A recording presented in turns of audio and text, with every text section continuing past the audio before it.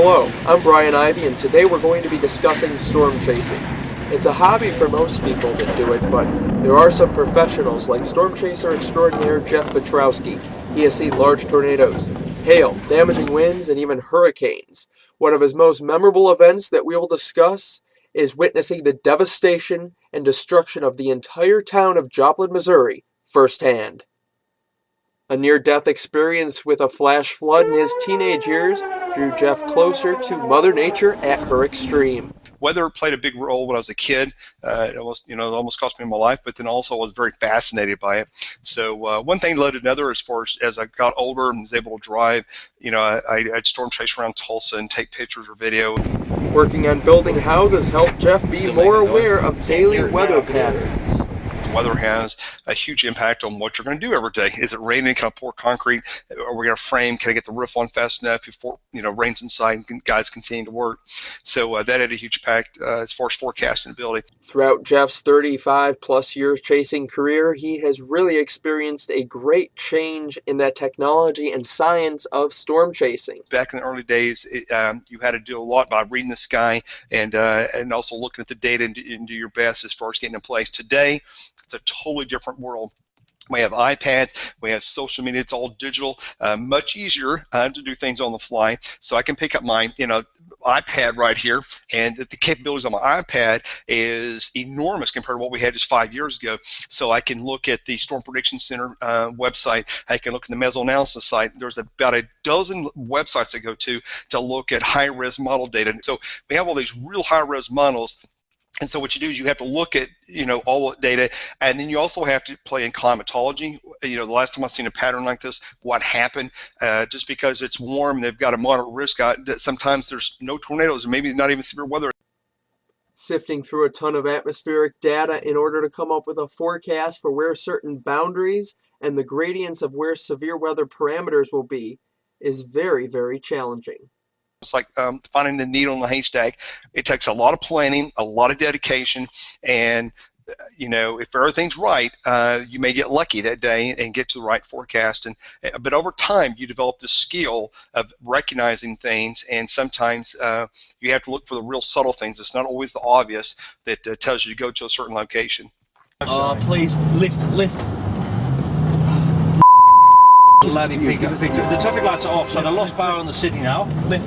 Oh my God. All the street lights are off. Where? Right behind us. 3 o'clock. Oh, yeah.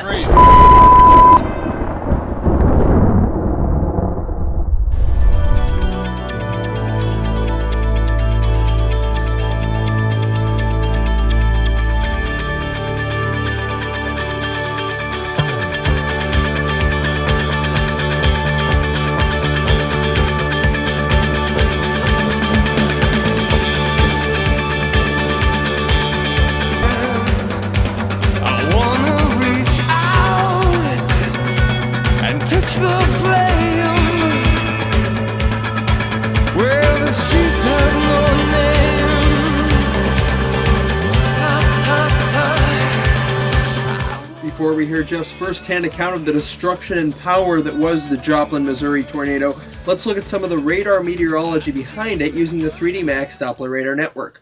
We have Joplin boxed in here in the white. This storm comes across from west to east, moves right over the city. It develops a hook echo and even a debris ball. Let's zoom in and show you what that means right now. Zoomed in closer to Joplin, just to the west of Iron Gates, the storm starting to really intensify as a funnel cloud starts to appear. Just a few minutes later there, the funnel cloud drops, turns into already a major tornado. The velocities are showing some very strong and impressive winds as we move into Joplin, right over I-44 and US 66. There's a tornado vortex signature indicating the possibility of a strong tornado right over the city of Joplin. This is a huge debris ball, which means radar is picking up on debris circulating around in the tornado.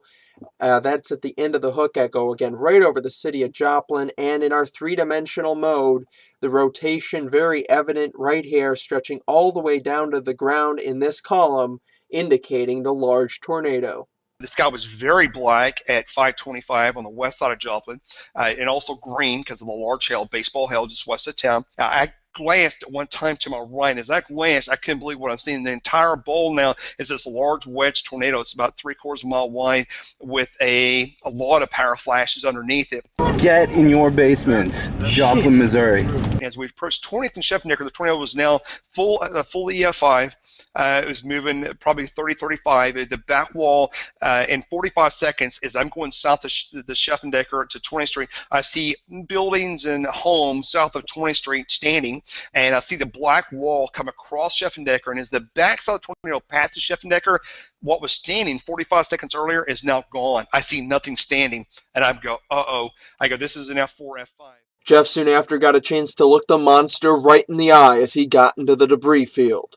We continue east on 20th Street, and the tornado basically was just consuming, destroying the south side of the city. It was very bad. I knew it was getting worse by the second. The sky was literally full of probably millions of pieces of debris flying around the tornado. You had the core tornado about a mile wide, but down on each side of that, about a half mile past that, you had this, let's say, a 2 mile wide area of a rotating debris cloud around it. So you had this huge rotating debris. I'm not in the core tornado. I'm north of the core tornado by about 4 to 5 blocks, but I'm in that surrounding rotating debris cloud. My windows blow out. My driver's side window blows out, covers me in glass. My lap's covered in glass, and my arms are scraped with glass. Rain and debris is actually blowing in the car now. We're east of Main Street on 20th. And at that point, I know that I'm going to basically have to abandon the chase. I have to stop because the debris now, I've got power lines down in front of me, telephone poles are flying through the air, I've got roof-off buildings in front of me, and there's nothing standing. Everything's flat. All I could see is wood floors, and everything was gone south of the high school. You have this sense of spirit, I call it, where you know that you're being told to go down there. And I had this tremendous power come over me and said, go down Iowa Street. You got to go down that street right now. And I knew there were going to be people trapped down there. I knew there was going to be people that needed help. And there's nothing standing. There's no wall. There's nothing. I could see for miles back southwest. Keep in mind, there's about 4,400 blocks of Joplin been leveled. I'm only one person on one of those blocks. Okay, that's how overwhelming this was. He then went from house to house on a search and rescue mission, digging people out of their homes. Some of the scenes were very, very bad. There were people that were already had died. When I walked up on the houses, they had been impaled with different things. There were more injuries in Joplin in a 10-minute period than most doctors would experience probably in a lifetime.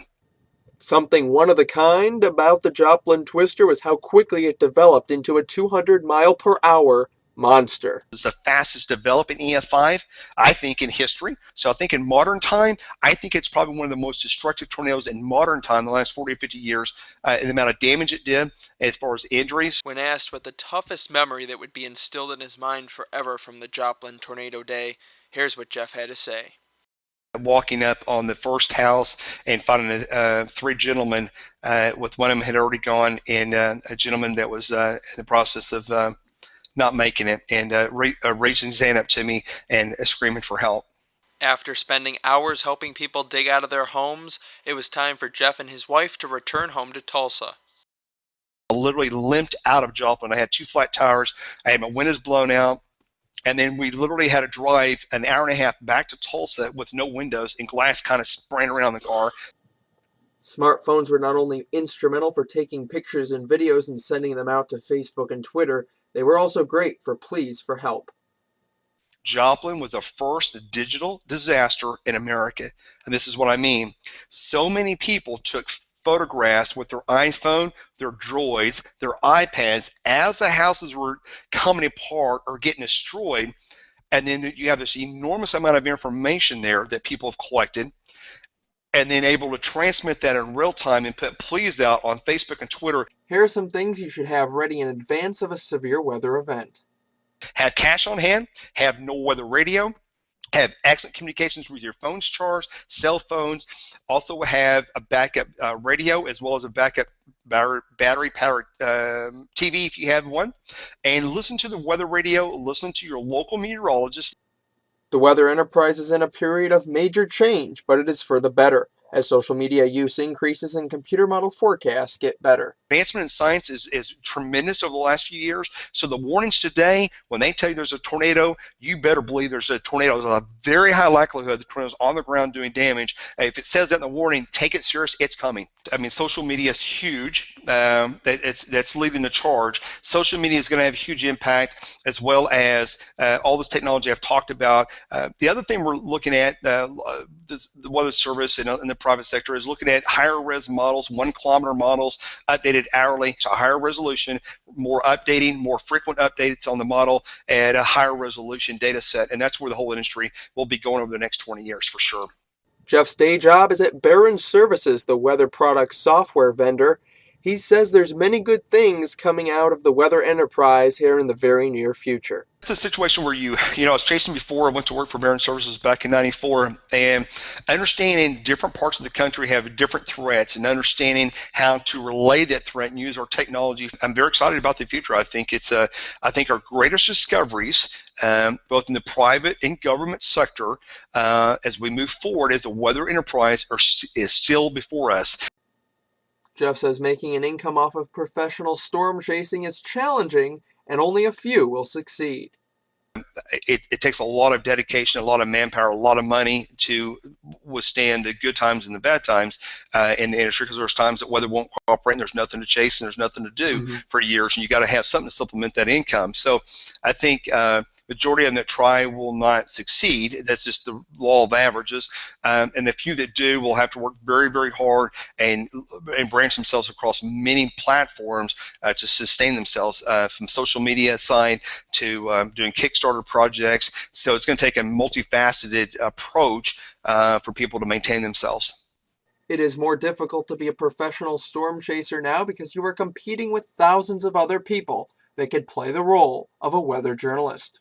You're competing with not 10 or 15 or 20 people out doing what you're doing. You're competing with now against thousands. It's because everyday people that have no interest really in weather, but are just Joe walking down the street, picks up his iPad or cell phone, goes, there's a tornado, takes a picture or video, he sends it to YouTube, it gets on the local media for free, and the guy that does it every day, and for a living, he may or may not get a sale because somebody just provided that information at no charge. So that's what you're competing against. That's today's real world environment. So it's much tougher now for that same kind of business plan that worked 10 or 15 years ago to work today.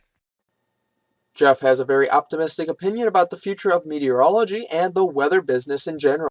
So I'm very excited about what's ahead of us for the new meteorologists and the new Mets coming out of college or going to college. I think it's very exciting times, and I think you got a lot to look forward to. And there's a lot of new discoveries that are still before us, and I'm very excited about that. Jeff's website is twisterchasers.com, and there you can find a very good package deal. The last 4 DVDs he has released is now available at a package price of $40. This includes the Joplin DVD, as well as the DVD on the April 27th super outbreak, and also a couple more. Hope you enjoyed this video presentation. I am forecaster Brian Ivy. Thanks for watching.